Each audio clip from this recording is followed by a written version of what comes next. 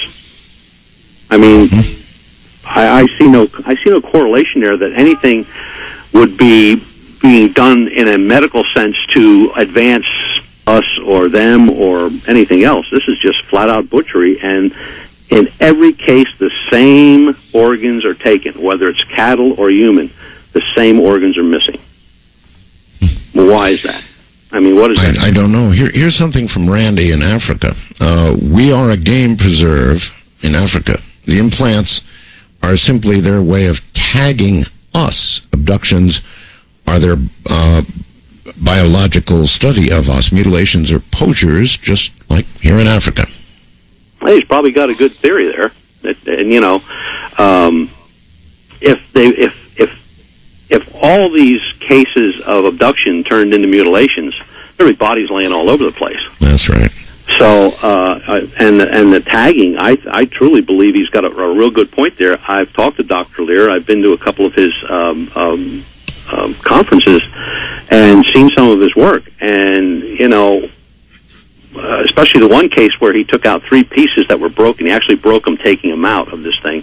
Put them away, locked them up. They were under security guard for the evening. He got them out in the morning, and it had grown back together. So really? It's something, it's a living thing. Yeah, I actually had not heard of that one. They grew back together? Yeah, he gave that, showed those pictures at the X conference in 2009. And I'm sure if you get a hold of Dr. Lear, he'd be more than glad to give you that information. But yeah, he actually broke them, taking them out of the person, and then put them into a vial. And I guess they use some blood serum that they keep it in, so it's thinks it's in the same area. And then he retrieved it the next morning to do some measurements and stuff, and the 3 pieces grew back together. So it was back as it was, one piece before he broke it apart. When you've got something like that, Butch, why isn't science looking harder at it? In other words, we hear from Dr. Lear, a very credible source, but you would think that's so fantastic, so out of this world, so to speak, that, I don't know, the biologists would descend like locusts on good Dr. Lear to study this sort of thing, and yet they don't, and it kind of stops there. Why? Well, it's just like these mutilations with ufology.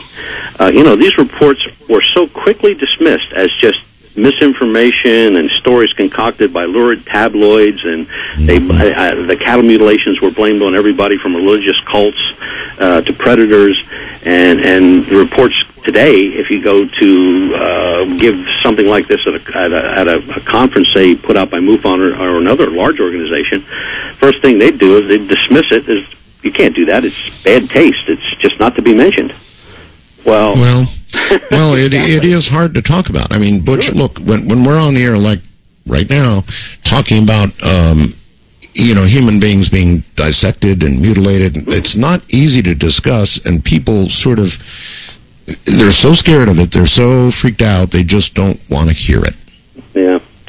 Well, it's all over the internet. They can find it. They can look at it. You know, it's nothing that, you know, I've concocted. I've taken everything I've gotten from what investigators I could get hold of down there. And the only other case that I'm still trying to get information on is the New Zealand case from 1994. And the guy's got the same wounds as the guy in Brazil in 1988. I mean, I'm looking at a drawing taken, I guess it looks like it was probably a drawing made up from an investigator who was being dictated to the information, but the wounds are identical and in the same spots. Boy, isn't that strange. I mean, from one side of the world to the other, rare, but we get the bodies, they're mutilated in exactly the same fashion. Now, that just doesn't make sense. No, and in 1988, Skywatch International, if you remember them. Sure. Okay. They reported a case which took place in 1956 at the White Sands Missile Range in New Mexico. A U.S. Air Force Sergeant, Jonathan P. Lovett, was reported to have been abducted while on a search for some missile parts. He and his commanding officer went down to look for these things after a recent test, and the commanding officer's on one side of the sand dune, and he's on the other side. The commanding officer hears a screaming, runs over to sand dune just to see that This Sergeant Lovett is being pulled into a craft by something wrapped around his leg, and off it goes. 3 days later, his body's found not far from the abduction point at all, a couple hundred yards, and he's terribly mutilated, totally nude. His mutilations read like a horror story, along with his eyes, tongue, lower part of the jaw, anus, genitalia, and other tissues all removed, anus cord out all the way to the colon, exactly the same as cattle. And this is 1956. Anybody have any thoughts on why this is being done while somebody is still alive? Is there, if you speak to a doctor or a pathologist, is there any reason or any gain that a physician, for example, could imagine in the research area, any gain for doing this while somebody would still be alive versus, post-mortem? No. When I was talking to a couple doctors about that, some brain surgery is performed while people are awake and alive. There's a lot of surgery done now where, I had cataract surgery done last year, 2 years ago, and I was basically awake for the whole thing. Well, brain surgery is not a problem. You can be awake with brain surgery because you don't have nerve endings in your brain, so you actually don't feel a thing. But there was a case in Colorado. And this was two researchers, two UFO researchers, are going to look at cattle, a cow that was found.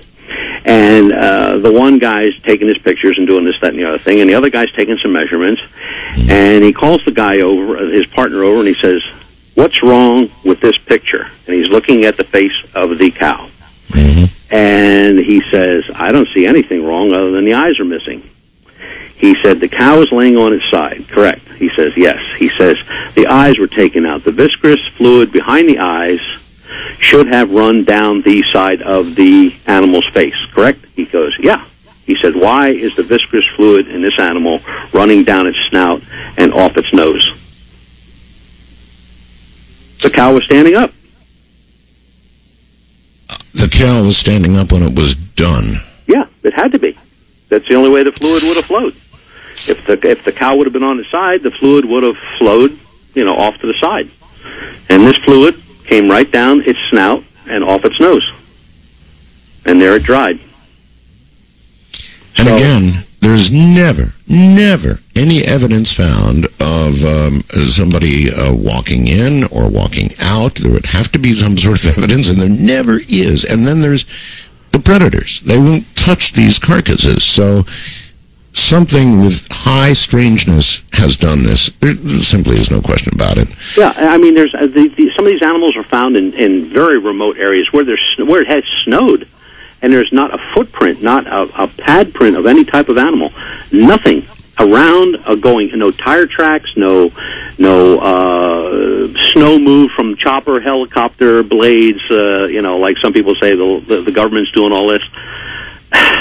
I mean, the government doesn't need to do this. I've always thought that was such a ridiculous argument. Oh, sure, the government can get all the cows it wants. Exactly. I mean, they could just round up cattle day and night if they want to do that. But they could raise their own. And we've had cattle mutilations as early, the last reports that I got were in April and May of this year, and both in Colorado. One was found near a riverbed, a cow, where her udders were removed, and the ear, the inner throat, the whole bit. Butch, hold tight. I'm sorry, we're at a break point. We've got a break right here. Butch Witkowski is my guest. I'm Art Bell. There's a new number to order the After Dark magazine. 1-888-261-6392. That's 888-261-6392.